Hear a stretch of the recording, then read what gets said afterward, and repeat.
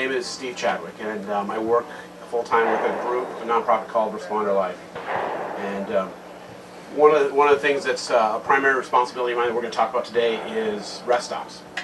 And this is a ministry model that we started at Portland and has grown to over 40 locations.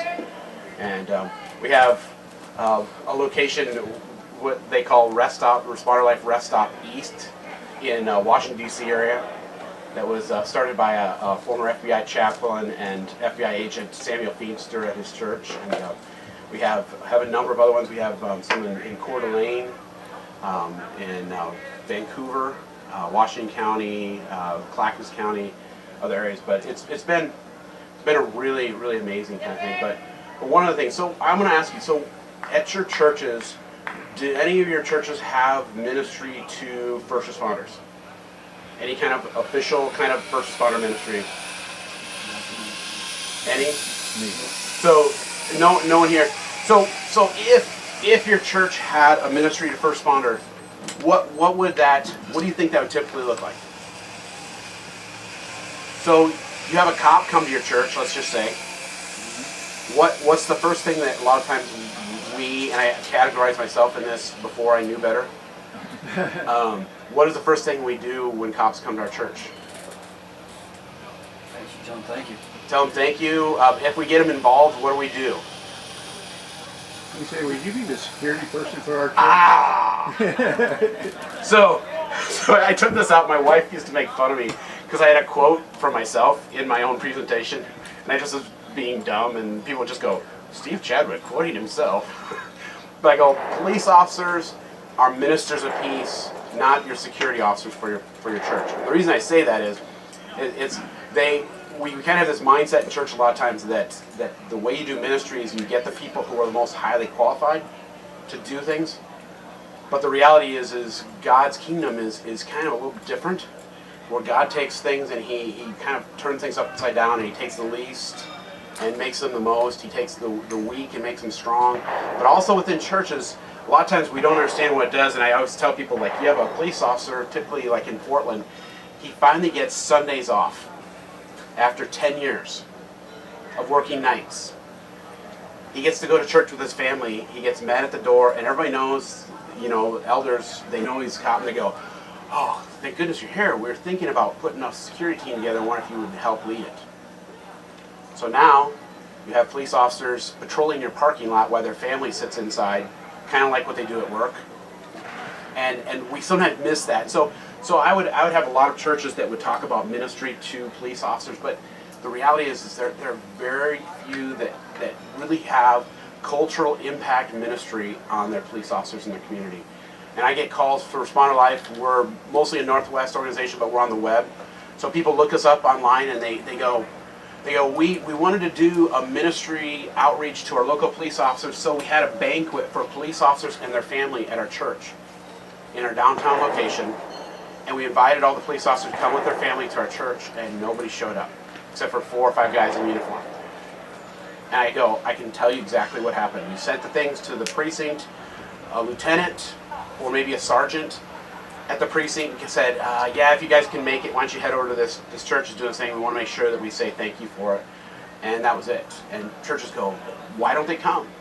And so what it tells me is there's a big disconnect between what churches want to do from a cultural standpoint and what police officers are willing to do. And so we're going to talk about that and how the rest stop model really kind of helps reach through that cultural void. And it doesn't mean you understand them, but you go, I get this one part of you and I want to help you in this area.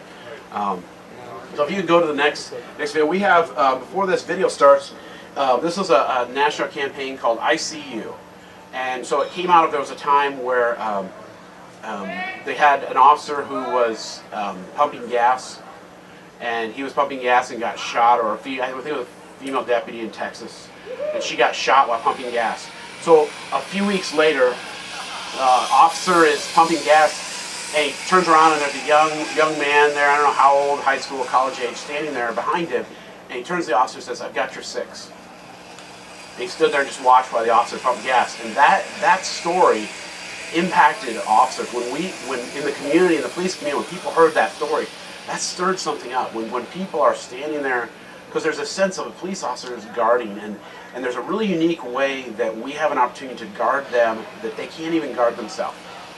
So when it talks about watching and taking their six, so it's a physical presence, but there's also other things that go on that we stand for them in ways that they can't even stand for themselves. So let's click this, and I don't know if you can see it with the light on it, but if not, it's online at icu.com.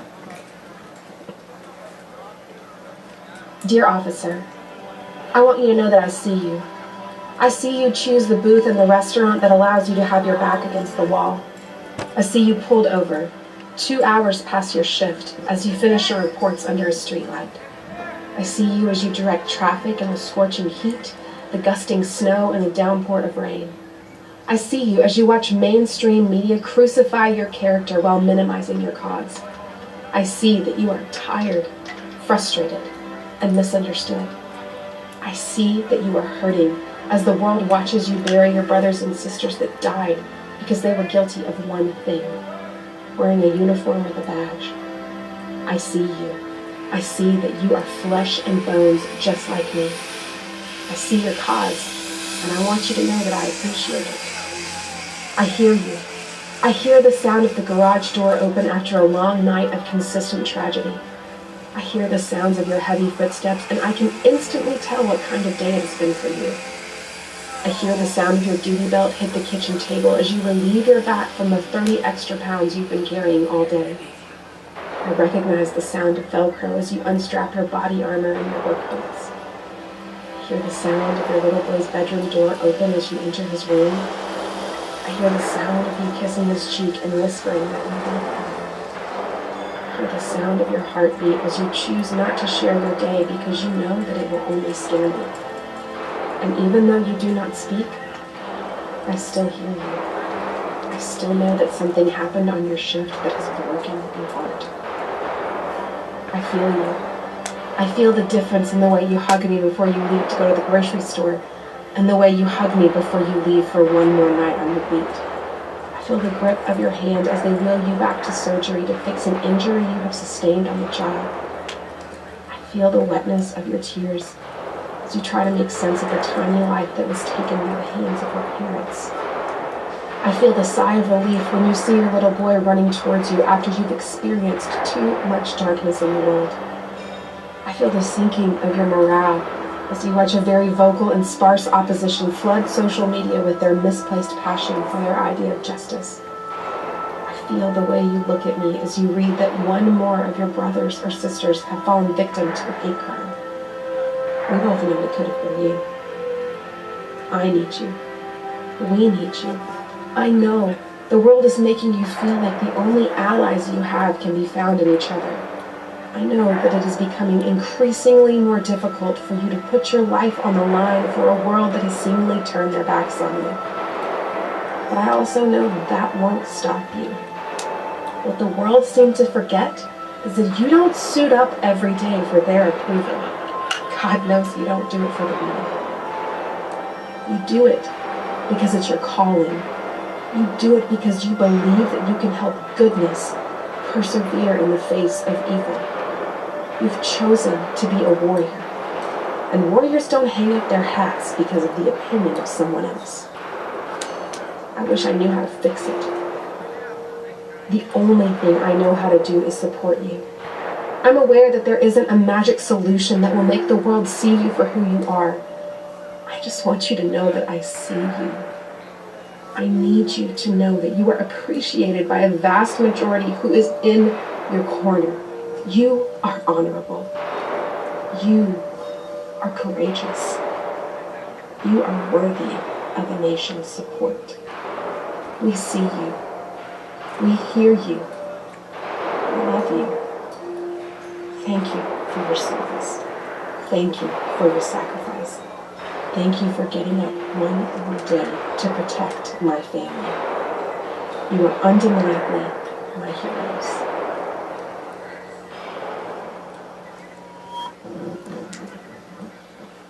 So after this video came out and it kind of became a national movement, I was with officers and they find notes on their car and they find a note that says, I see you, and they go.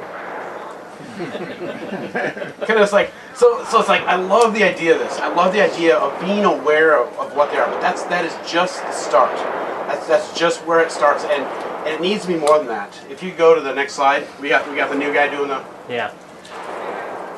So what I want you to look at is, first of all, kind of understanding that when you're dealing with a different culture, just because they look a lot like you, and they might even be people that you know, as we were talking earlier, they might have been people that are friends of yours that you work with. And when they're in the role as a police officer, there's a cultural kind of presence that they take on. There's a lot of cultural norms that they take on. So I wanted to look at some of the things that they have. So next slide, please. So anybody know what 1079 means? Let's start nice.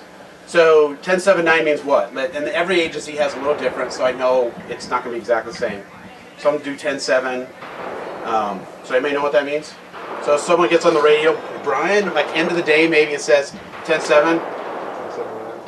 What? End of the day. End of the day. Good night. Log me off. See you later. It's kind of like adios, or no, like hasta mañana. You know, it's kind of okay. So what does 1079 mean when at the end of their career?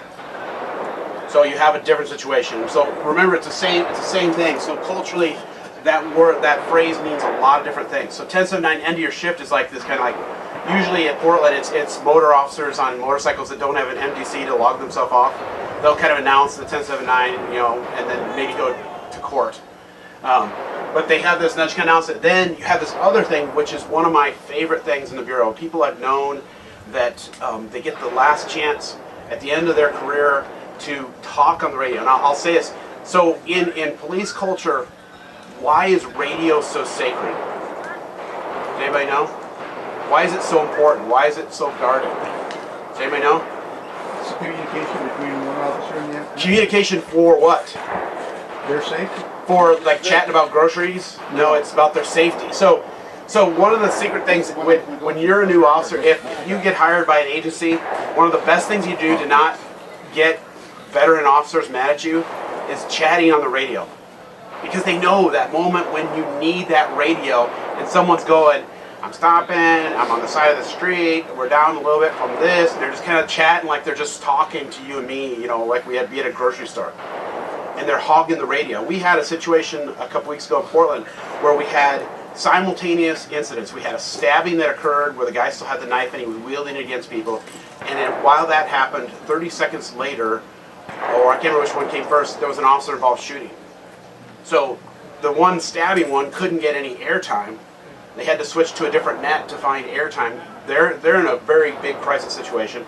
But now there's an officer involved shooting, which is a little higher rank, maybe than the potential stabbing going on, but they're all going on. So radio is really important. So things that people say on the radio mean a lot. You go to different. So we went to 1079 at the end of the day. Then you have 1079 at the end of your career, and that is one of the most precious things. You have an officer who's battled, you know, has worked on the streets, especially long-term patrol officer, and they get on the radio and they let them just talk, and everybody goes, they've earned it. And they let them say, thank you, we appreciate it. It was an honor to work with you all. And it is an emotional situation, but it's also a really happy emotional situation because they're finally getting to retire. And everybody knows in law enforcement what a toll it takes on you.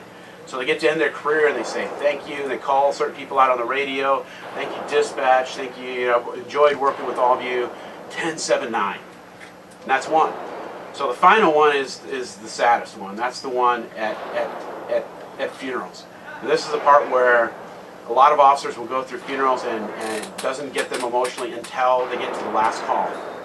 And dispatch will call out the officer's number, you know, get on the air and go 971, whatever their district number was typically.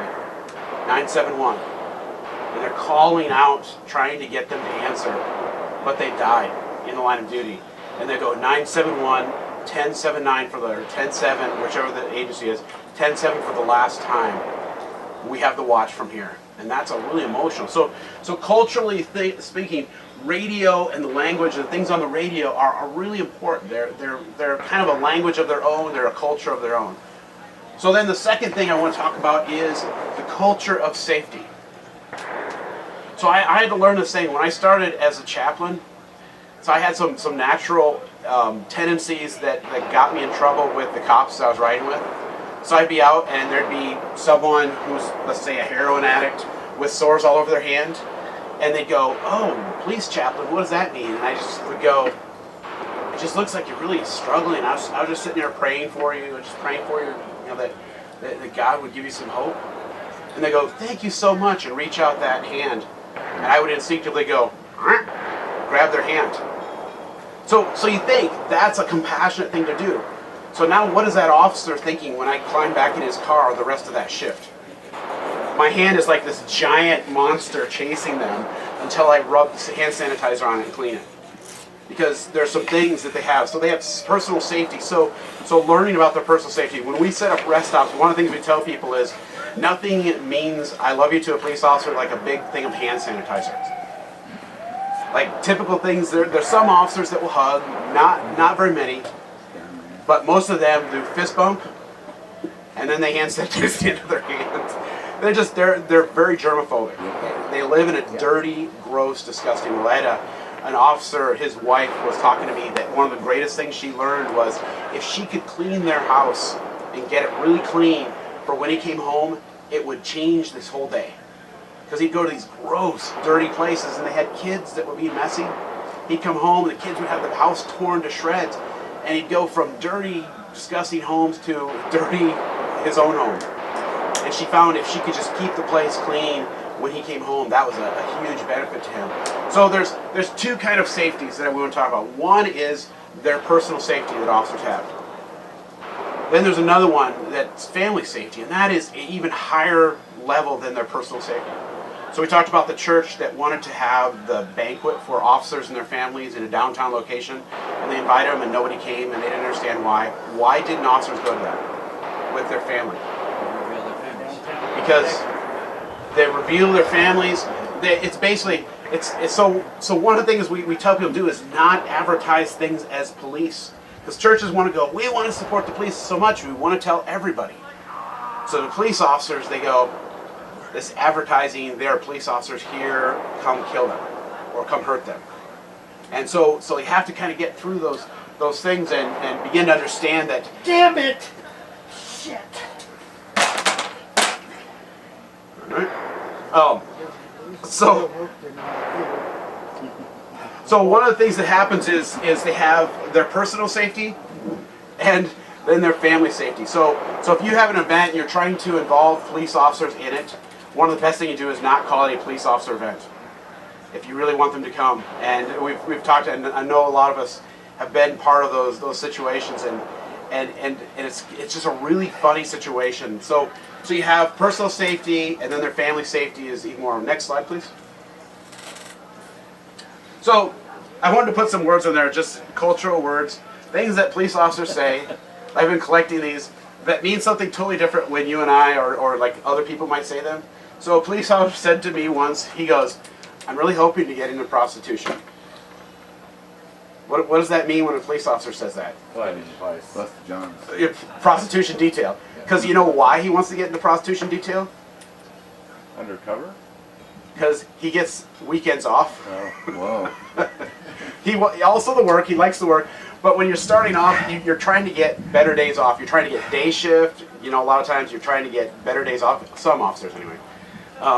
But they have these certain things. So they're saying, "I'm trying to get into prostitution." They're not actually becoming a prostitution. So the next one. So this is a friend of mine. His wife, who is a police officer, went to her doctor, and the doctor does the well home check and says, "In the past year, the past 6 months, have you been kicked or punched?" And she goes, "Yes, many times." The nurse is like, you know, and then she goes, "Well, I'm a police officer. That's kind of what happens." And she was still, the nurse is like, "That shouldn't happen." And it's one of those parts where in a major city like Portland, unless serious serious harm is done to an officer, people hurting police officers, kicking, punching, those kind of things are not considered crimes. They're not prosecuted by the DA in a lot of major cities. It's kind of considered as part of their job. And it's really unfortunate. Those are dehumanizing things that happen to them. Next one. I'm hoping to get into drugs. So what does that mean? Drugs and prostitution, sometimes together. So if they say that, a police officer is getting into like drugs and vice. So they're trying to get into specialty units. It's kind of, they get cool toys and kind of neat missions and to wear beards and be undercover in some agencies. All right, next one. So this is a friend of mine, Mike Gallagher. He was at a meeting with me, and he goes, "Oh, I gotta go teach human trafficking." And it was like that more like, so what he meant was he's teaching how to help people that are caught in human trafficking, how to stop human trafficking.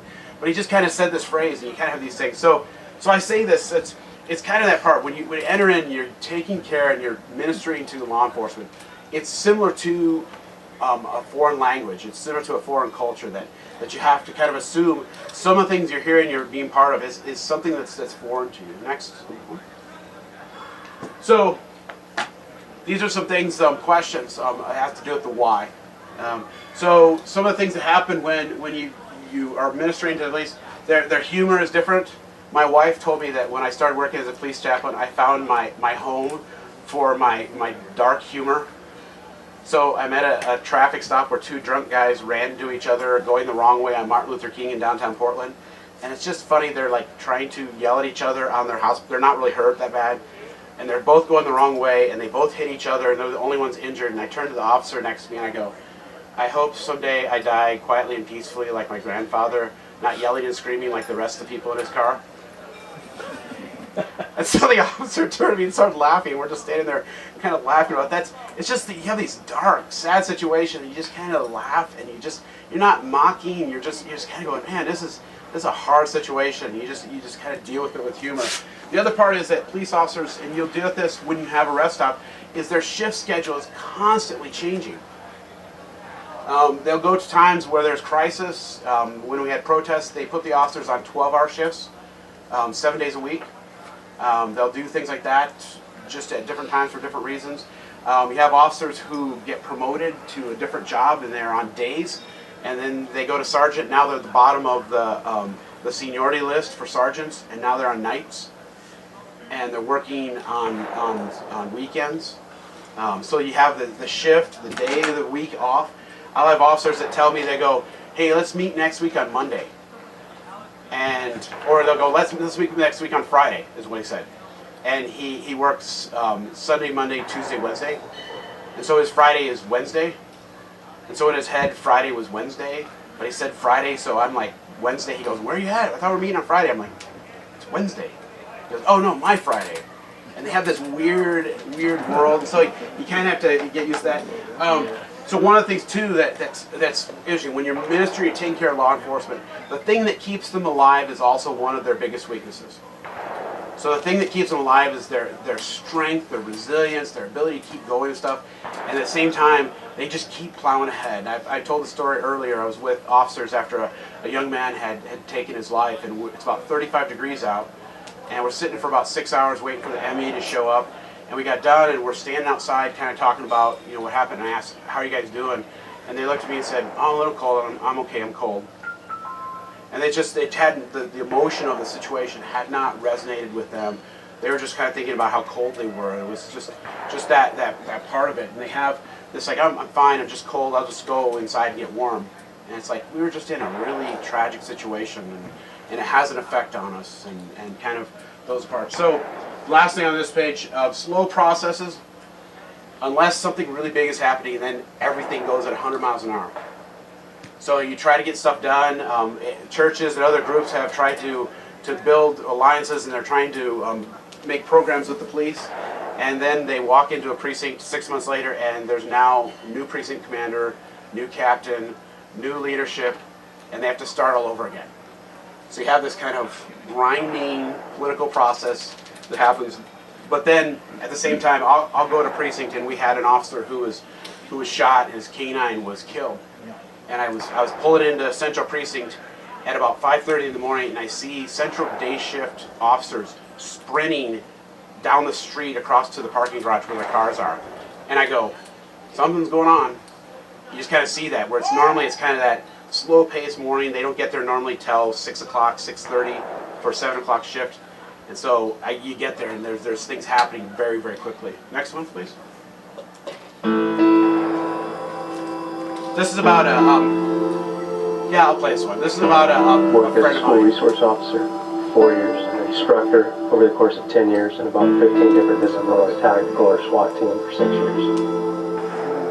I can tell you, I've been angry as far back as I can remember. I mean, it's just the way I was.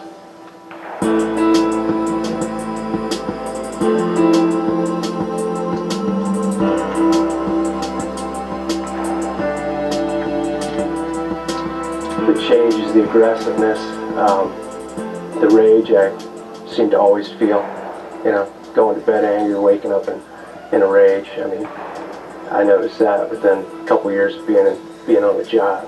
So, I mean, that followed me for 12, 15 years.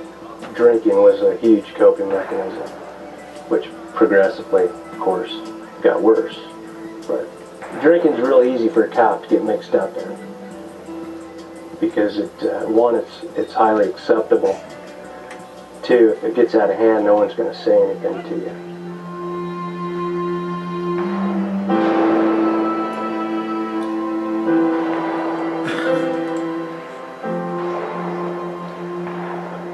Start my night out with a double Crown Royal neat, no ice, and Coors Light back. It's all downhill from there. So, can you stop right Another there? perfect shift of drink. So, this is about 10 years old. I filmed Chuck. I met Chuck. He was a Gresham police officer. And the last time I had contact with him, he was living at the Cameo Motel at Sandy and 82nd.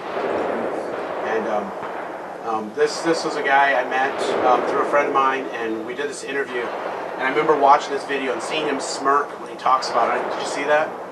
He talks about, I'd start the night with Crown Royal neat and finish Coors Light back. It's all downhill from there, and a little smile. And I'm like, ugh. So there's things I don't agree with him, but there's some things that happen that are really natural in a law enforcement career. There's a very dehumanizing aspect of this job. And one of the things that I strive to do, one of my goals, I think that God has called me to, is humanizing officers, giving them humanity back. I had a friend of mine that was going through a life crisis, and we met for breakfast. And it was during the snowstorm last year, and we couldn't talk more than a minute. He was in uniform. We couldn't talk for more than a minute without people interrupting us to ask us what the road conditions were like out east of Troutdale.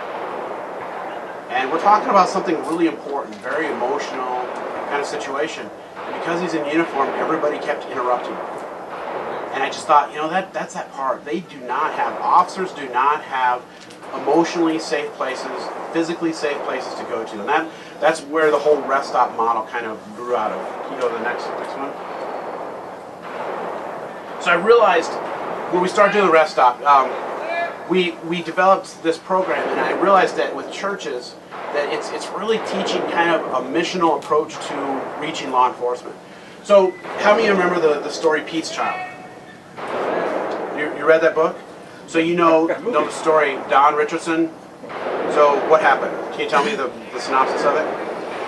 Yeah, well, they are two warring tribes, and they're going to continue to kill each other, but they're interfering with the missionary's life, and the missionaries say, we're going to leave unless you guys make peace. So there's a thing within their culture that each of them, they exchange. So, before you say that, so the first part is before that, they tried to present the gospel to them. So they came to them, this tribe, and they told the story of Jesus, and the Sawi people go, this Judas Iscariot guy is awesome. He's a hero. Because they prize deception above almost anything else. So they had to go, okay, so how do we redo this story? How do we bring peace to this culture? So they studied and got to know them more, and found out that they had a thing called the Peace Child, which was? They exchange a child from each of the tribes. As long as those children live in each of those tribes and are taken care of by the other tribe, there's peace between the tribes. So they found it, and they were able to reach those people through a cultural story, analogy that they understood and they appreciated. And that it retold the gospel story. It didn't take the gospel and change it. it just made it something they could understand their culture. And it's funny, a lot of times as churches, we do this process of trying to reach our community in different groups especially. And we know that they need Jesus, they need good news, but we don't take the time to really get to know them and understand what are their felt needs, what are the things that they're dealing with. And so we realized that this was kind of that, the rest stop is a picture of that peace child. So next one. So this one we already talked about. Next one. So one of the things that happened when we built rest stops, I was out with an officer who has recently left Portland Police to go to Gresham, who will not be named, and we're out in 60s working night shift, and 60s is far east county, Portland, and we had to use the bathroom at 3 o'clock in the morning. So we got in the car after a call and drove back to East Precinct, which is by Mall 205, to use the bathroom. While we're there about to use the bathroom, we get a call of a burglary in progress back out where we just were. And that was that moment where I went, I wonder how many empty churches we just drove by. And that was kind of the thought as I was doing that. I was going by, and we just kept thinking, I wonder if we could just get a church to let us go in there and use their bathrooms. And so we started realizing that most buildings, especially churches, have empty spaces that they can set aside, small, even just office-sized spaces, and they can use them. And some of our rest stops are only open at nighttime. There's a couple that do that. And yes. I'm from First Baptist in Salem. On the west side of our building, on the commercial street side, we have a room back there where paramedics and police can they have access to 24/7. Yep, I helped set that one up with Sherry Burling. So what happens is there's a really interesting thing.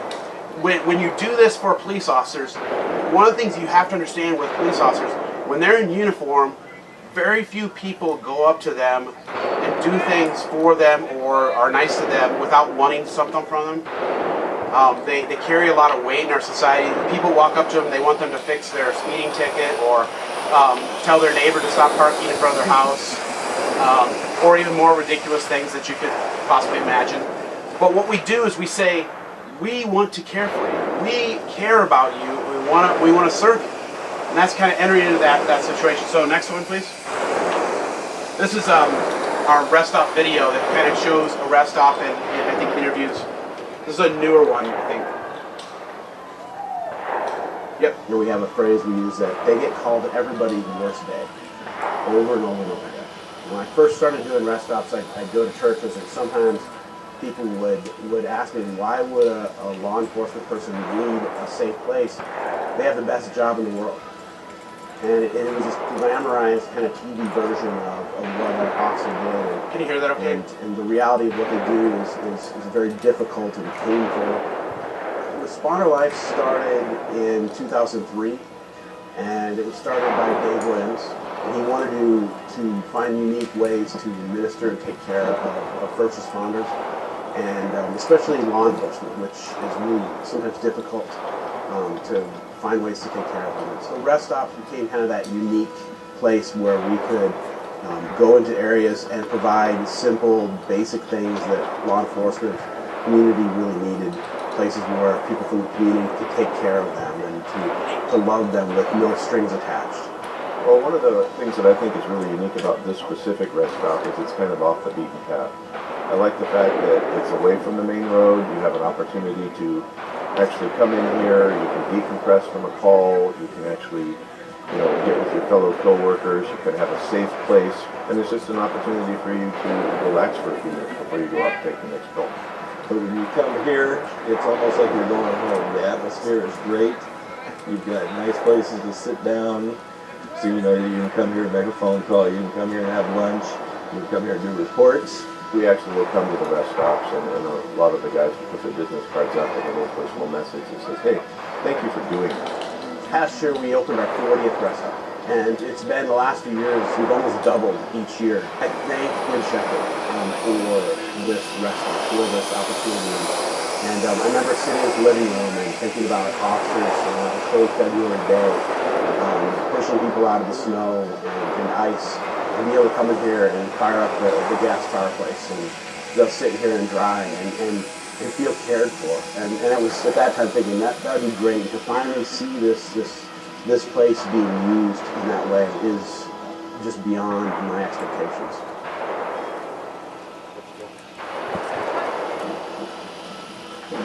All right. So that shows one of our rest stops, and that was shown at a church service, and yeah, I just find it really fascinating. So we have now set up more than 40 rest stops, and it's been about 5 years that we've been working on building rest stops. If you go to the next slide,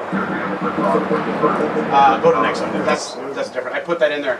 So one of the things we realized when we started doing rest stops, there's a lot of groups that have had places for officers, places they could go to, but how do we create kind of a system of consistency, of good practices that work really well? And so one of the things we realized is the rest stop is part of a network, and that one of the things we do in Portland is we have rest stops that are 99.9% Portland police, but it is not a Portland police rest stop. It is all local first responders are invited to that rest stop. We talked about the paramedics and others that can come at Salem First Baptist. So when we open them up, the problem is as soon as you title it a certain agency, they get this feeling of it's their responsibility and their liability, and they have to govern it. And we actually had an area where I helped some chaplains get rest stops going in that area, and they sent me a radio program that they were on. And they go, we worked with a group in the Northwest called Responder Life to help us get started. And we took their idea and made it even better.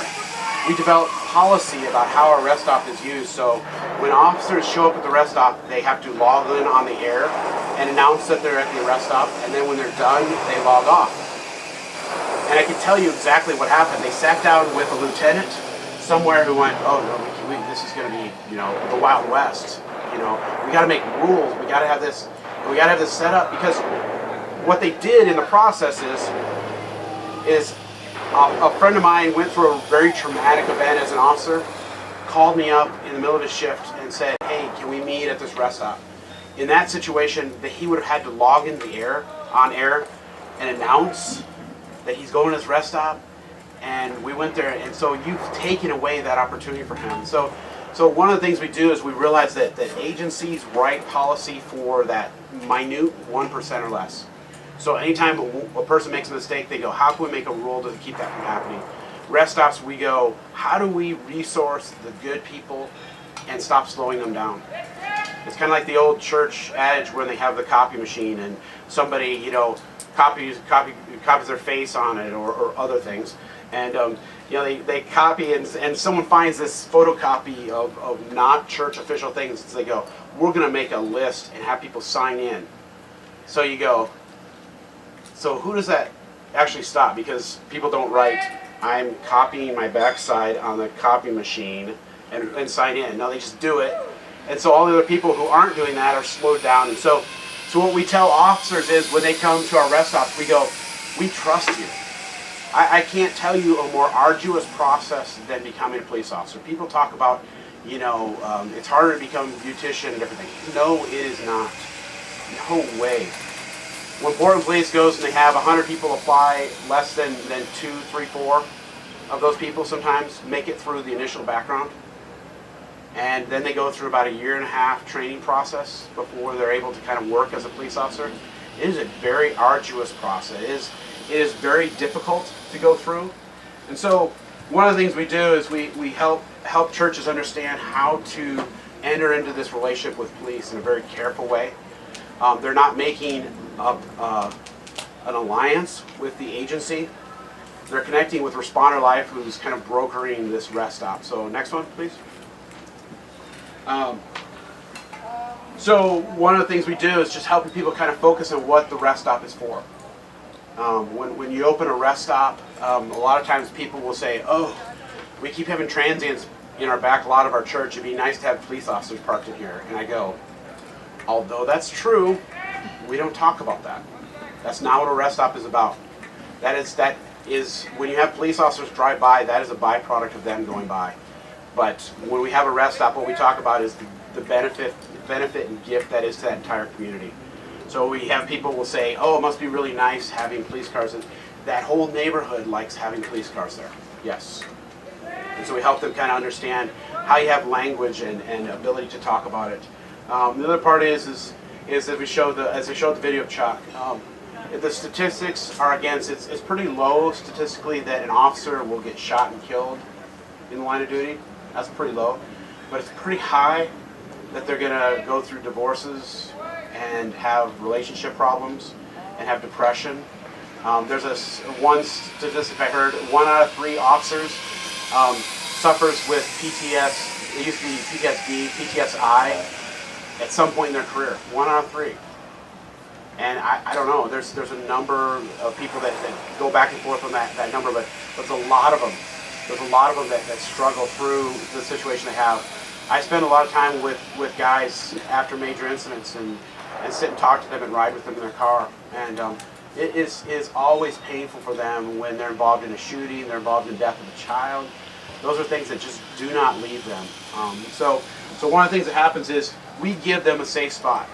And when we open a rest stop, we help people understand that you're not getting better police service, but that whole community is. And so how we do that is if you have officers there at the rest stop, you're not allowed to go to the door and knock on the door and say, hey, there's a transient out back yelling and screaming.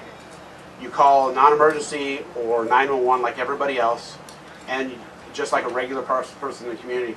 Because the part is you don't know who the right officer to send to that call is.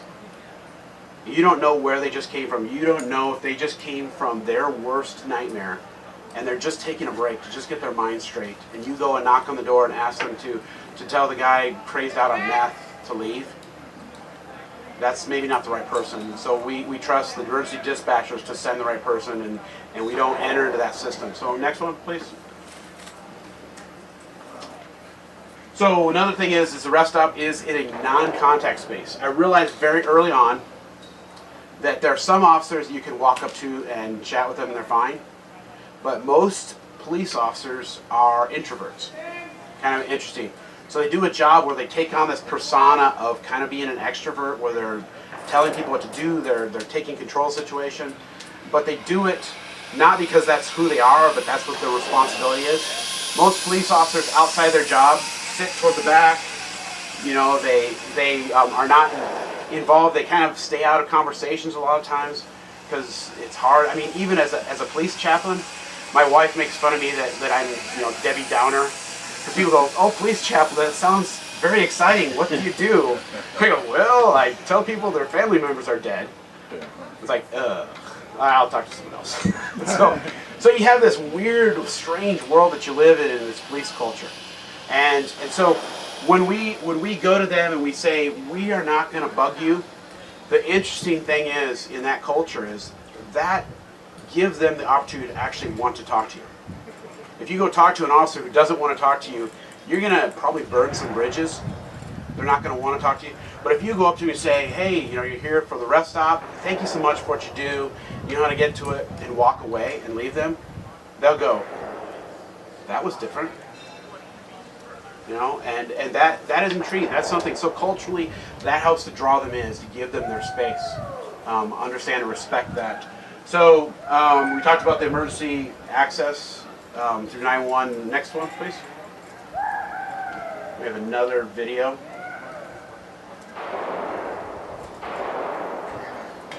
It takes a while. Yep.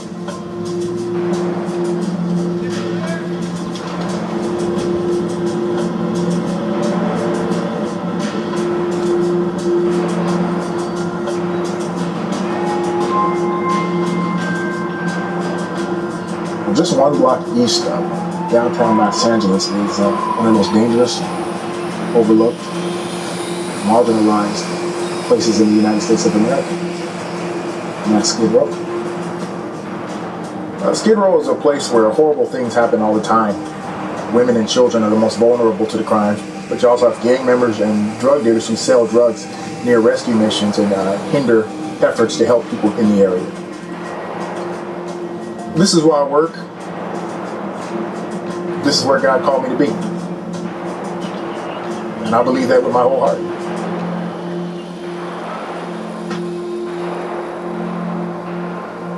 You know, the reality here is most people don't really like police officers. They're taught to hate us because they feel we're after them because of their social status or race or whatever. It's really hard to meet somebody you really want to help and have them reject you. Some of them hate my guts. And I really, truly, honestly care about them. I try to look at people the way I think God looks at people. And in spite of all our mistakes, God still loves us. So in spite of all the mistakes that a lot of the people in Skid Row have made, I want to show them that I love them and I want to help make their lives better.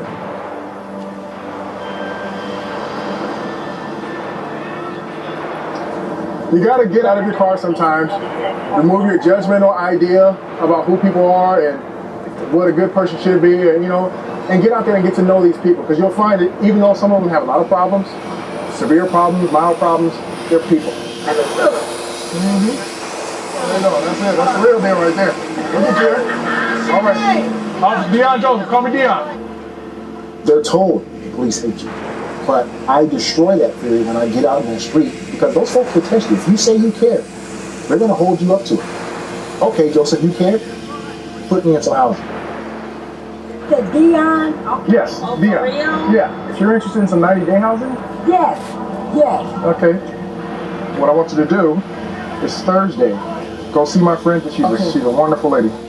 Over time, the people see you for who you are, not what you are. They know I'm doing what I'm doing, not to harass them, but because I'm for them. All right? We'll do both. All right, ladies. Take care.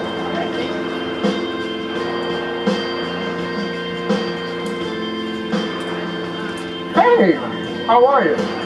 You're a star. How you doing? Because you love this kid, right? I do. Get to know people on an individual basis. I know their names.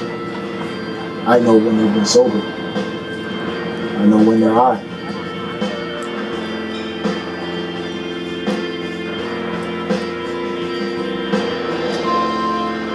People always ask me, how can you work here?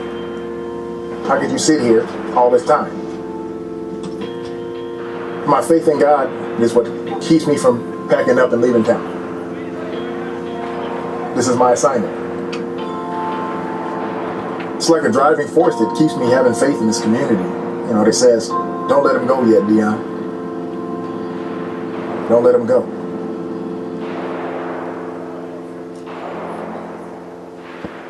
So I play that video. It's kind of that statement of, so what does this give us? If we care for our law enforcement and we support them, what does this give our communities? And I will tell you, we talked about this a little bit earlier. People ask the question, how do police officers do their job with how nobody respects them anymore? And I go, well, not true, but it feels that way. But the general thing is, people have lost their trust and respect of all authority. Teachers, pastors, others. But I will tell you, when you walk into a business with officers in uniform and you ask questions, the response you get is of great respect. I was with an officer, and there was a gentleman who had lost his bike in an accident. And we walked into a bike shop thinking, they walked into the bike shop to get a used bike. And the owner of the bike shop goes, no, I'll give you a brand new bike. And one of the employees in the shop goes, does this guy have a light system? He's commuting to work every day. I'll give him this $150 light system. And another bike shop heard about this, and they gave a helmet and other accessories to the bike. And I thought, that is not something that I can do as a pastor.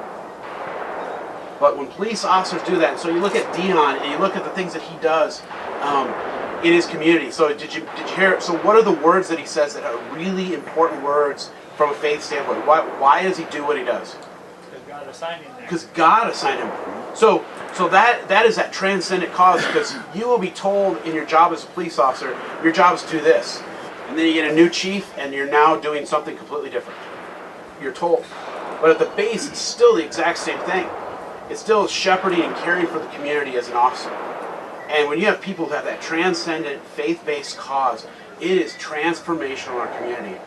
And as a church, when we stand behind them, we go, in the same way we talked about ICU, in the same way we say, we've got your six. We're going to protect you in ways you can't even protect yourself. If an officer's walking out in the street and someone walks up to them and starts talking to them, in most agencies I know, they are now on a call. Even if it's the most ridiculous thing in the world. They're caught in that call because they can't say no to people. No matter what's going on in their mind, no matter what's going on emotionally, pretty much, they're stuck. When you make a door in your church that they can lock and put a code in and go in themselves and shut everybody else out, one of the greatest things I remember, one of our rest stops, they had an open house and they announced to their church, they said, go see the rest stop, it's open house today because after today you are not welcome in there. It's for them. And people were like, whoa, whoa, whoa. Officers are like, whoa, whoa, what did they just say? And that made a statement. I was very pleased with that.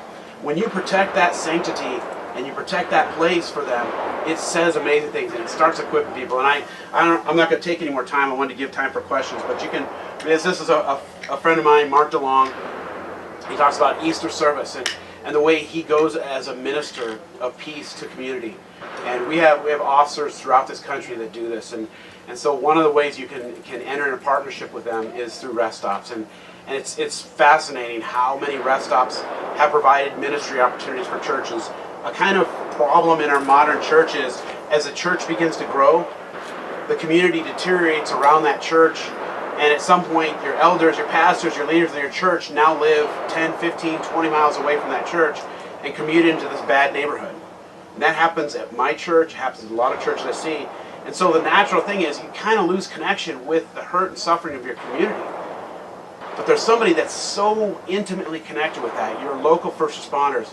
You have them, you invite them in and give them a rest stop. We had a church where officers went in and they said to the church pastor, you know this apartment complex right behind your church, we're there almost every day. Do you guys have anything you could help out with them? And the church had a quilting club. And they had, older women in the church that did quilting, and they're kind of like, they called me and they go, do you think we could do a quilting? And I go, I don't know. And they started doing this, and they started inviting mostly first-generation immigrants to come to their quilting club. And so what's really cool is they started asking me, do you think the officers could use quilts on call? And again, I don't know. So they put them in these Ziploc bags, and they stacked them in the rest stop, and the officers love them. They have these beautiful homemade quilts, and they go out, and they're on different calls, and they find unique opportunities, and you just say, here, use this however you need to. We're not going to give you rules about this. Use this the best way you can. And it's amazing the stories that have happened. And I'm so excited to see these churches in this thing become partners, and they start changing their language from the police to our police. They start talking about our officers, and it changes the way they see their community. And I just wanted to leave some time for you guys to have questions. You do, because this is actually where I want you guys to go home and then start looking at doing rest stops at your church, except for yours because you already have one. Yeah. Well, anyway, regardless of a paramedic or a law enforcement guys in the line of duty, whether it be over in London, England, or in a bigger city, I want you to know that our pain is felt. And when we had 9/11, I'm a professional chef and baker. I couldn't bake for all the time, but all the fire stations in, but I did. The one that was closest to me at the time, I did bake a nice tin of cookies and take all the time. Thank you. Any other questions? I have cards, before I forget, with my email, phone number on here. If you are interested, grab a card. And I also have the movie Courageous came out a while ago, and Randy Alcorn, he gave us a bunch of books because he consulted with some of the people from Responder Life for the police part of it, and it's kind of funny because in the book, the main character goes to a Responder Life Bible study in Georgia, which we don't have anything in Georgia, but it's kind of funny. And my kids will read it and I go, "Hey, you were for Responder Life. You've been in Georgia?" I go, "It's a book." But you can have those books for free. They're in a box up here. I just brought some with me. But you got a question? One real quick. In McMinnville, for the church we have, we also split with the school, so we wouldn't have 24/7 available for them. Would something that was certain hours, be more? Because So we actually just opened a rest stop with a school district, and it's hosted by a church that uses the school. And they had an office in their admin part of the school that wasn't being completely used. It was kind of a storage area, and actually the person who was the superintendent is the wife of a Portland police officer. So I started getting these emails about help starting their rest stop, and I'm like, how do you know about rest stops out in Colton? You know, kind of talking to them, but that is a new, you know, there's all different ways to do it. There's a couple rest stops that are in apartment complexes, and churches host it there in their office. So they have a key to get it, a keypad to get in the office, and then go into the office space, and the church takes care of that space as kind of their part of it. And so we have a lot of different ways to do that. So grab a card and you can email. Anything else? I had one question. What about Highway Patrol being a state agency? You know, I live up in Washington. We live in kind of rural on the Hood Canal. Yep. We're in the process of building our new church right now, and so and we got the Highway Patrol school just not a few miles from us. Yeah. You know, and they come through there all the time. Yep. It's out and about. You know, in the middle of the night, there's nothing out there open or. We have a rest stop in the Dalles that was started by OSP troopers.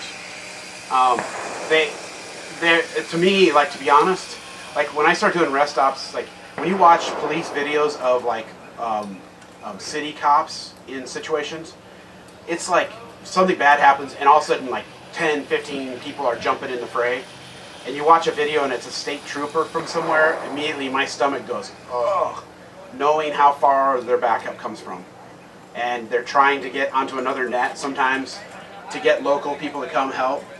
And those are guys, those men and women are ones that I always go, I really want that. That's a group that if I could have a group I'd love to overserve, it would be state troopers, you know, where they're out in rural areas especially. It's just the other part too is you kind of have the sense of being a police officer in a community. I realize it's like doctors. Nobody goes to doctors and cops when something good has happened. So you drive in this community and everybody wants to tell you about all these bad things that happen. And you start going, sounds like this whole community is falling apart. And what happens is you kind of get this sense of like, yikes, I wouldn't want to. But then you realize when you put a rest stop there, okay, there's a few people that care about me. And then you get a few more, and you start building that sense of community. And it's a very hopeful feeling of feeling supported in that community. But yeah, absolutely. Yeah, I'd like to get a card. Yep. Yes. And also the military personnel too, the first responders and that. Yeah, go ahead. Yep. I'll be over here. Okay. Any other questions? What can we as a community do to help you? That's a different question. I didn't expect that one. It's kind of, you know, I think that it's one of the best things I've ever seen is like when I go by, this past year I've had a rotator cuff surgery and then it retore over the winter, and so I had another one. And so I was going to physical therapy and I'd go by these churches and I'd see two police officers parked at a rest stop. And that was such a great feeling for me, where it's like I felt so disconnected, and these are my friends, and in a lot of ways like my brothers, my family, and not being able to do stuff with them, and knowing that other people are taking care of them. It's like part of it, the reason why I do rest stops is because this is, I can't even take one precinct by myself at Portland Police. There's too much stuff to do. Sometimes we'll have critical incidents, and I'm just catching up with people from one critical incident, and we roll into the next even bigger critical incident. And then we're like, oh wait, I was supposed to talk to this person about that previous death of a child, and now we're into this shooting, and it just is overwhelming. And having a lot of people in the community. So one thing is at rest stops, writing notes. It's kind of a simple thing, but writing notes and thanking them, it's kind of an old thing. People don't do that anymore. Most people email or text. And writing notes and dropping it off, just saying, you know, can you have this read at roll call? Those make an impact. So, any other questions? depends on the speaker, like if you listen to the city police, I know some of them. Yep. And I tell them, I tell them, thank you. No, that's great. Thank you. Could I step here and just say, I had an opportunity a couple of months ago over the phone to meet Steve. We talked about adding the first responder track to all the counties. And, I wasn't able to get in earlier because I can't be in two places at once. I haven't figured that one out yet. But I was excited to catch what I did, and I want to encourage you to think about it. You know, Jesus said we're to be salt and light. And I think in today's environment, this is one of the best opportunities for us to become salt and light in our communities, local, county, and what he said about state. I just drove 1,500 miles to get here, and you know, visibility was 1 to 3 miles along the way, and it was pretty lonely for the troopers out on the roads that we saw there. But I want to thank you for coming in the tradition of the men's roundup. I want to pass a coin to you in appreciation for what you're doing. Keep up good. I'm gonna pray for Steve and this ministry. Father, I thank you for Steve. I thank you for the things that you've put in his life that have come out in a very unique way in encouraging our men and women in blue. I pray that you'll continue to give him wisdom, give him that that encouragement that he needs as he encourages officers. As he said that sometimes just are in tragedy after tragedy, and it's a moving train. But guard his heart and his mind. Give him those brief moments of respite and encouragement that keep him on the straight and narrow and encouragement. And Father, we pray for this ministry. I pray for the representatives of the churches here gathered today, that they would think about how they could make 40 square feet or 50 square feet into something unique and special and important to those who serve them proudly around our nation. So continue to bless us here at Men's Roundup and keep us safe. Protect us from injury. In Jesus' name, amen.